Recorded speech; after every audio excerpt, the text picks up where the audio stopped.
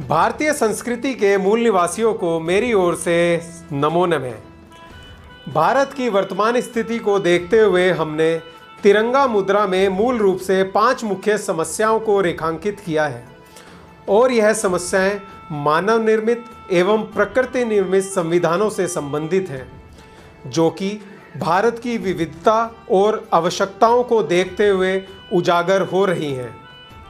हम आज पहली समस्या के बारे में बात करेंगे। हमारी पहली समस्या सभी भारतीयों की संस्कृति, शिक्षा, जीवन शैली, दिनचर्या और सामाजिक व आर्थिक क्षेत्रों को सीधा सीधा प्रभावित करती हैं। वर्तमान की समस्या को समझने के लिए हम भारतीय संविधान को आधार बनाते हुए उसे उदाहरण पूर्वक समझने का प्रयत्न करेंगे। मान लेते हैं कि अतुल्य भारत का पूरा भूभाग एक मानव शरीर है, जिसमें हृदय रूपी संसद है, दिमाग रूपी संविधान है, बुद्धि रूपी न्यायालय है और जिस विधि से संविधान की स्थापना हुई है वह धर्म सिद्धांत है। मैं आपको यहाँ यह याद दिला देता हूँ कि इस वैदिक महाद्वीप पर जीवन यापन कर रही भारतीय संस्कृति में किसी भी विषय एवं वस्तु की स्थापना का आधार धर्म द्वारा ही रहा है। यहाँ स्थापना का सीधा सीधा संबंध धार्मिक सिद्धांतों से है। आपके बीच से जीते हुए प्रतिनिधि अपनी सेवाएं देने से पहले संसद में विधि द्वारा स्थापित संविधान की शपथ ग्रहण करते हैं। यह शपथ तो आप सभी ने सुनी ही होगी। तो प्रश्न यह उठता है कि भारत रूपी शरीर, संसद रूपी हृदय, संविधान रूपी दिमाग, न्यायालय रूपी बुद्धि से विधि रूपी आत्मा की स्थापना अर्थात धर्म का मूल आधार भाव क्या है? तो सबसे बड़ी भारत की वर्तमान समस्या यह रेखांकित होती हुई दिख रही है। सन 1950 में भारतीय संविधान की स्थापना करने वाली वह विधि यथार्थ क्या है? मैं यहाँ आपको थोड़ा सा इतिहास की तरफ लेकर चलता हूँ। 500 ईसा पूर्व से इस वैदिक महाद्वीप पर लगातार आघात पर आघात होते रहे हैं।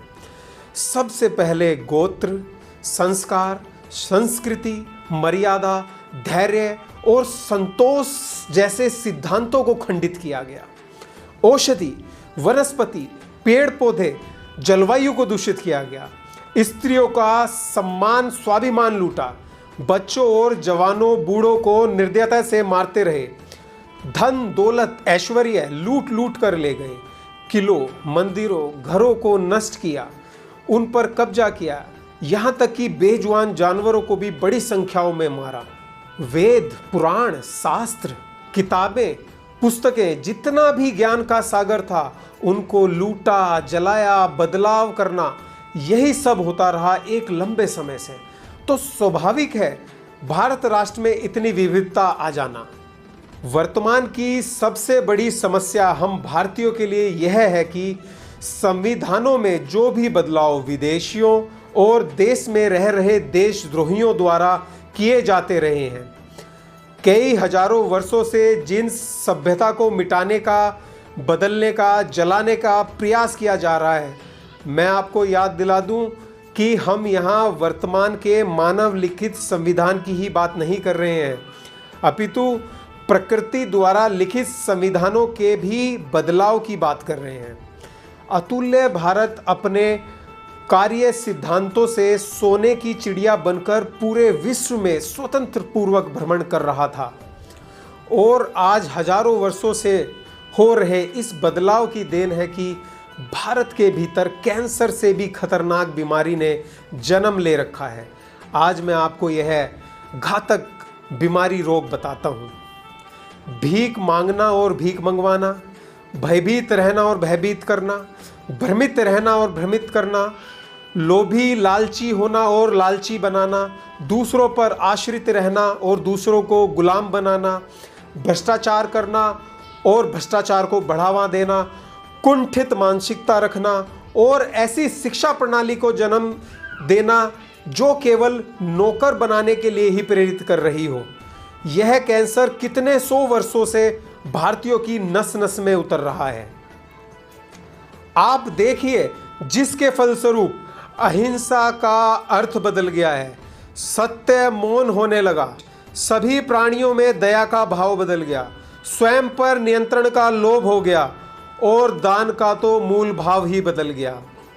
तो इन सभी समस्याओं का निष्कर्ष यह निकलता है कि 1950 में जो भी संविधान बना है वह किस विधि द्वारा स्थापित किया गया है, वह गीता कौन सी है, और 1950 से पहले चली आ रही उथल पुथल से कार्य क्षेत्रों और सिद्धांतों के कर्मों में जो बदलाव आए हैं वह भारतीय संस्कृति का जो तंत्र अव्यवस्थित हो गया है उसका व्यवस्थित रूप आज वर्तमान में क्या है। अब समस्या तो आप सभी को पता लग ही गई होगी। अब विचार समाधान पर करना है।